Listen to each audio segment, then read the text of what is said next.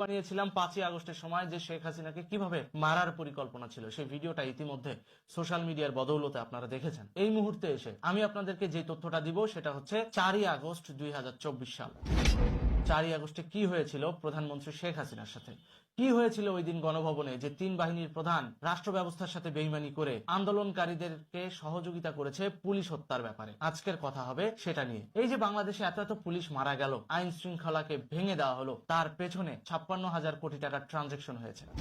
এই 56,000 কোটি টাকা 3 বাহিনীর প্রধান ভাগবাটোয়ারা করে নিয়েছে, যেটা ইতিমধ্যে রাশিয়ান গোয়েন্দা সংস্থা এসবিআর এর গোয়েন্দা তথ্যে উঠে এসেছে। চলেন আজকে আমরা সেটাই পড়ে শোনাবো আপনাদের। আমার ফোনে তথ্যটা এসেছে গতকালকে, আমি ব্যস্ততার কারণে ওটা পড়তে পারিনি। আজকে সকালবেলা উঠে আমি তথ্যটা পড়েছি। পড়ার পর মনে হলো যে আপনাদের সাথে বিষয়টা শেয়ার করা দরকার, তাই প্রত্যেকটা বিষয় আমি আপনাদের পড়ে শোনাবো। ইটস রিভিউ বলতে পারেন। সেটা হচ্ছে সকাল 12টা 30 মিনিট, সময়টা তখন 4 আগস্ট 2024। আমরা আলোচনা স্টেটমেন্টটা কার আমি পরে বলছি। হঠাৎ টেলিফোনে ফোন আসলো রাশিয়া থেকে। ফোনে তখন কথা বলছেন প্রধানমন্ত্রী শেখ হাসিনা।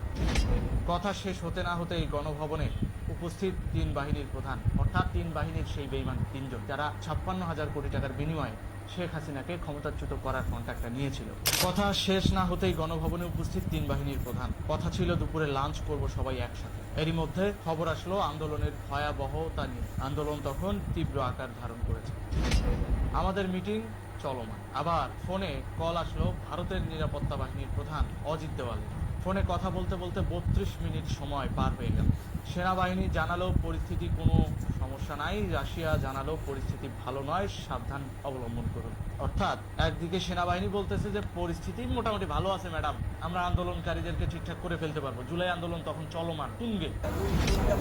দেখেন তার